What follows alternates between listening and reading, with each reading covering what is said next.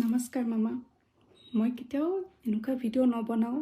মই জাষ্ট আপোনাক এটা কথা ক'বৰ কাৰণে ভিডিঅ' বনাইছোঁ। নাজানো মই কিমান শুদ্ধ আছোঁ, কিমান ৰাইট আছোঁ, মই একো নাজানো। মই কিমান ভুল, মই একো মই কথাখিনিও ক'ব পৰা নাই। মই জাষ্ট ইম'শ্যনখিনি আহি আছে, মই এইখিনিয়ে আপোনাক ক'ব লৈছোঁ।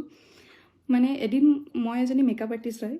এদিন মই মেকআপ কৰি আহি থাকোঁতে মোৰ বহুত ভাগৰ লাগি আছিলে। তেতিয়া মই উবেৰত টোপনি গুচি গৈছিলোঁ। টোপনি অকণমান জাষ্ট টোপনি আহিছিলে। অহাৰ পিছত যিজন উবেৰ চালক আছিলে তেখেতে কিবা আপোনাৰ বয়সৰে হয়। তেখেতে মোক কয় কিবা গান শুনি আছিলে, আগৰ গান শুনি আছিলে, আমাৰ সুধাকণ্ঠ ভূপেন হাজৰিকাৰ তেখেতৰ গান শুনি আছিলে। গান শুনি থাকোঁতে মোক কি কাৰণত ক'লে যে আপোনাৰ ক'লে মাইনা, মই কোন জানানে? মই হিমন্ত বিশ্ব শৰ্মাৰ হয়, শৈশৱকালৰ বন্ধু হয়। তেতিয়া লগ মই চকুটো আছিলে, মই সাৰে পাই আছিলোঁ। বেছি উৎসাহ পাই গ'লোঁ যে আপোনাৰ বন্ধু। তাৰপিছত মই শুনিবৰ কাৰণে চেষ্টা কৰিলোঁ।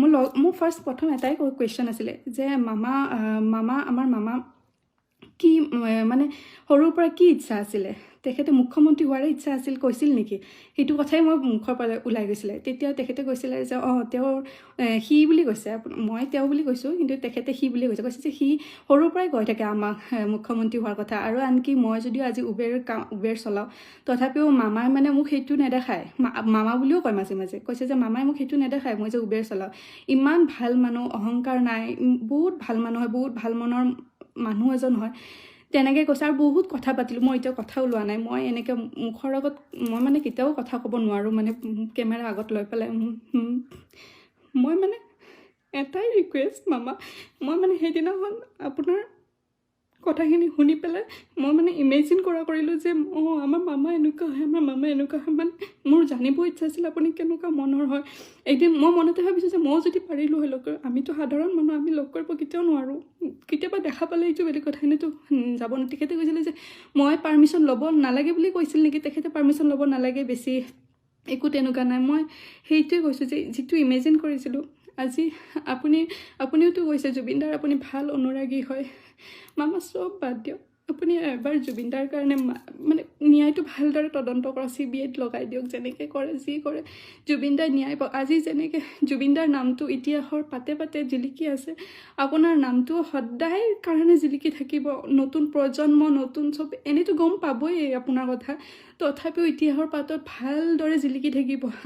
আমাৰ অসমৰ যিটো আমি হীৰা বুলি কৈ আছোঁ, হীৰাৰ আমুঠু বুলি কৈ আছোঁ, এই দাদাজনৰ কাৰণে যদি আপুনি ন্যায় দিব পাৰে, জুবিনদাৰ নামৰ লগতে আপোনাৰ নামটো সদায় জড়িত থাকিব, জিলিকি থাকিব যে আমাৰ হিমন্ত বিশ্ব শৰ্মা মামাই, আমাৰ ছাৰে আমাৰ জুবিনদাক ন্যায় দিছিলে হত্যাকাণ্ডত। এইখিনি যদি সঁচাকৈ হত্যা কৰিছে, চবেইতো কৈ আছে, সকলোৱে কৈ আছে হত্যা কৰিছে। মই এনেকৈ ভিডিঅ' কেতিয়াও নবনাওঁ। মোৰ মুখৰ পৰা কি ওলাইছে, কি নোলাইছে মই গম নাপাওঁ। মোৰ বহুত বেয়া লাগি আছে।